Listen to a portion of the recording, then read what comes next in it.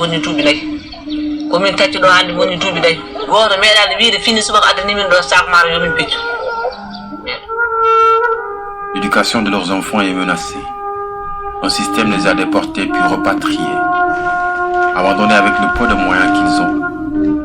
C'est à peine qu'ils peuvent construire une latrine et des abris de fortune pour les villages. Et chaque famille vit dans la détresse et l'espoir qui ne se voit toujours pas en prison. Ainsi, l'État mauritanien veut utiliser ces terres à d'autres fins, les vendre à des industriels ou en faire des lopins de terre qui seront distribués à des sympathisants ou proches du système. Ces officiers qui défendaient les couleurs de la patrie sont aujourd'hui ouvriers, marchands ou tout simplement citoyens avec aucun droit. J'ai été torturé à Azlat par le lieutenant Ahmed Beiss. Il m'avait fait du jaguar. Il m'avait amené aussi un groupe de gens qui m'ont torturé, qui m'ont frappé. C'est grâce à ça que j'ai eu le problème de CTI. C'était en 89-90. Depuis lors, on est là, on n'a rien vu. On est aussi beaucoup. Les gens se regroupent ici à l'Arabis, à côté de moi. On est aussi nombreux. Depuis lors, on n'a rien vu, on nous a rien fait. Chaque jour, on nous dit demain, après-demain, la fin du mois. Et puis tout ça, c'est des mensonges, on n'a rien vu. Là, c'est à cause de ça. On a été torturés. Il y a des gens même qu'on a brûlés ici. Mon tortionnaire, je le connais très bien. Il s'appelle Ahmed Beiss. À ce temps-là, il était lieutenant. Alors, madi mana sa hayal mani haran kasanya kaw ha imani haran kasanya ya ta ibana da mun kan le mun kan tiki anu ya ke manya kaw ke ani madi ba ayi matin den ko tan yani hakimi min ko jene nyama ida ira khiri wuro ita li andaga fasilar men yanda aga di batukuna hay sawmi wali idi dege gunne nyaga di karino gadi tan muti gadi siti da tan mutu kamu da limon yankanji idi karino gadi karikuna da idi ro gumbo bani idi subu gumbo bani sasu kuna kenkita yana kuna wala yi kenya kenkita yana moyan palenki moyan pakumbani pasi yo horan nyana dire mutofa adire mutofa adisara muto ayani nahana sasa kuna kukuna kekite kuna moyan pi mahalenki moyan pi makumbani pasi do su nyaka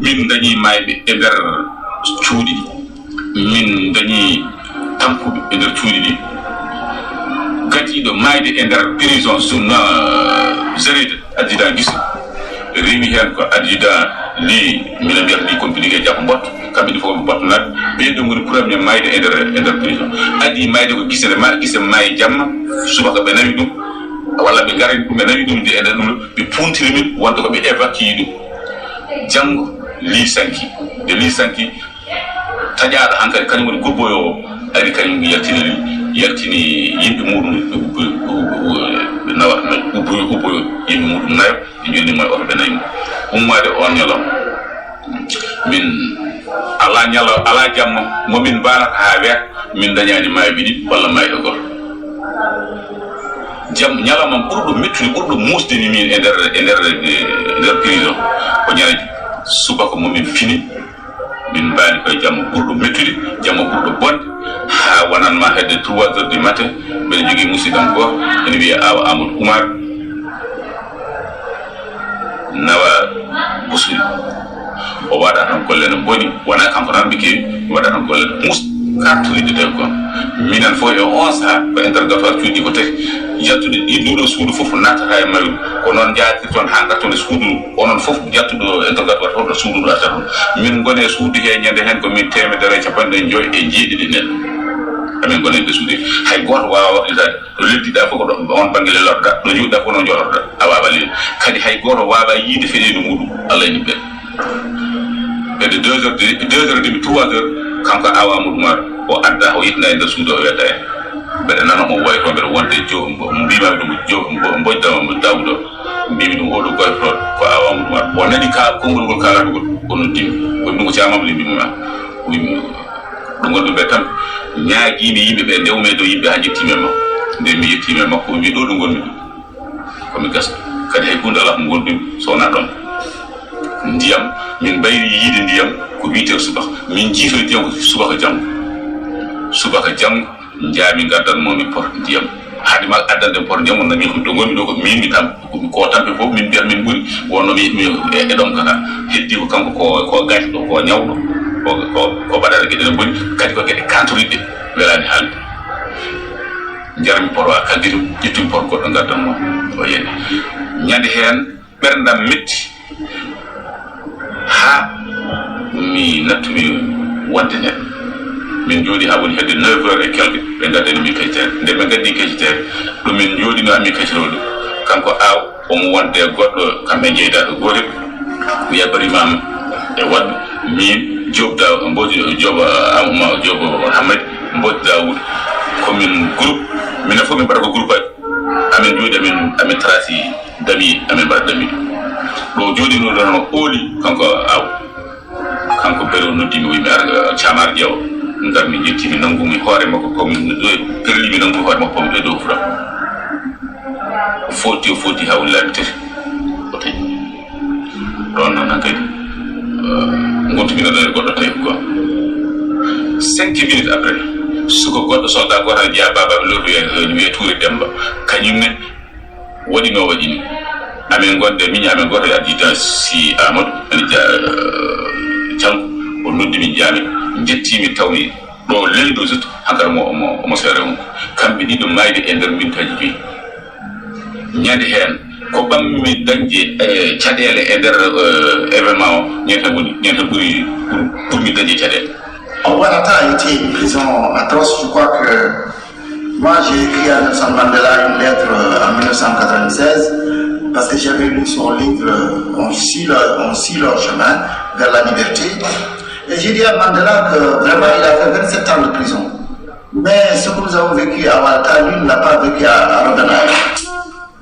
Parce que moi j'ai lu le livre et j'ai vu comment les Mandela vivaient à Robben Island. À Robben Island, quand les Mandela commettaient des choses que les geôliers ne voulaient pas, ils les jugeaient. Ils les jugeaient comme s'ils étaient dans la vie. Il y avait un tribunal, on les jugeait, tu as fait ceci, et on les mettait dans une prison. C'est-à-dire, on les extrait de la grande salle, on les mettait quelque part. Nous, on n'avait pas droit à ça. Nous n'avions droit qu'à des bastonnades, nous n'avions droit qu'à des flics. On nous torturait jusqu'à la mort, on nous empêchait de manger, on nous donnait, n'est-ce pas, uniquement une nourriture pour nous tuer à petit feu. C'est pourquoi Ken Sougei, Djiko Tassirou, Bazal Oumar et Bapou sont morts en prison. Nous restions des mois et des mois sans nous laver, on mettait les chaînes aux pieds. Ça, c'est exactement parmi les prisons les plus atroces que l'humanité ait créées. Et c'est pourquoi nous pensons qu'aujourd'hui, le régime de Maouya Ouzigametaya doit être jugé au même titre que tout le monde. Il doit subir, n'est-ce pas, un tribunal pour en tout cas génocide, pour aussi crime contre l'humanité. Parce que ce qui nous a fait subir, personne ne doit le faire subir à nous-mêmes. Nous avons vécu à Ouattara des moments extrêmement douloureux. Nous en sommes sortis. Il y a des camarades qui sont restés, c'est pourquoi, pour le mémoire, nous continuons à lutter.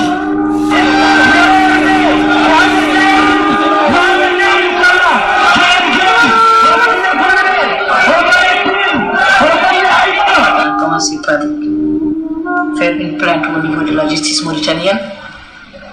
Et ces plaintes sont restées vaines.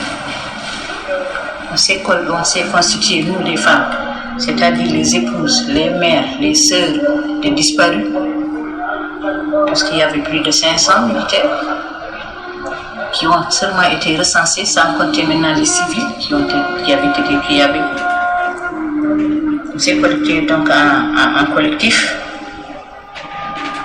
et on a mené des luttes. La justice mauritanienne a refusé de recevoir nos plaintes. Et c'est en ce moment qu'on est parti sur le plan international. Le 23 juin 1993, ils ont signé une loi d'amnistie, c'est-à-dire pour pardonner les assassins. Et on s'est trouvé devant un mur. Donc il n'y avait pas de... On ne pouvait pas, c'est-à-dire on ne pouvait pas porter plainte au niveau mauritanien. Et on en a porté au niveau de la Commission nationale des droits de l'homme, en France, à Genève, je sais, partout, à Alger. On a été un peu partout. Mais jusqu'à là, rien n'a été fait. Certes, les massacres ont été reconnus. Mais il n'y a pas eu de solution. Et l'enquête, on a toujours demandé une enquête indépendante, qu'elle soit faite pour qu'on sache la vérité, la lumière. On les a tués, pourquoi? Qu'ont-ils fait? Ceux qui les ont tués, pourquoi? Et qui a donné l'ordre de tuer d'abord? Nous, on connaît les assassins parce qu'on les côtoie chaque jour. Il n'y a pas eu de justice du tout. Au contraire, c'est pour, si je peux dire, c'est pour encourager ces assassins-là qu'ils sont aujourd'hui nommés à de hauts postes de responsabilité. Dans l'armée, ils ont été haussés à de hauts grades. Et dans l'administration mauritanienne, ils occupent de hauts postes de responsabilité, comme je vous ai dit. Donc, moi qui vous parle, j'ai toujours voulu que la justice soit faite. Et je la veux toujours.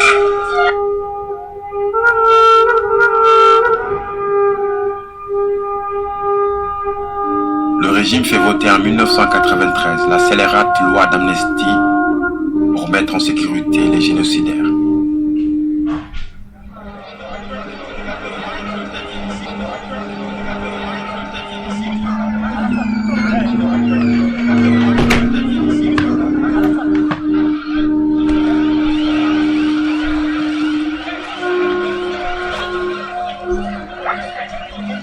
Le 9 février 2013, une marche a été organisée par les négros mauritaniens pour l'abrogation de la loi d'amnistie de 1993.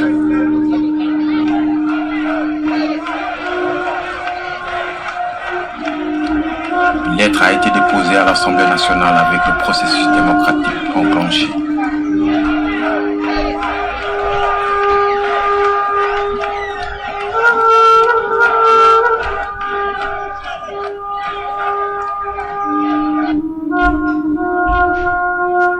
Sous la pression de la France, la situation des Noirs ne s'améliore toujours pas.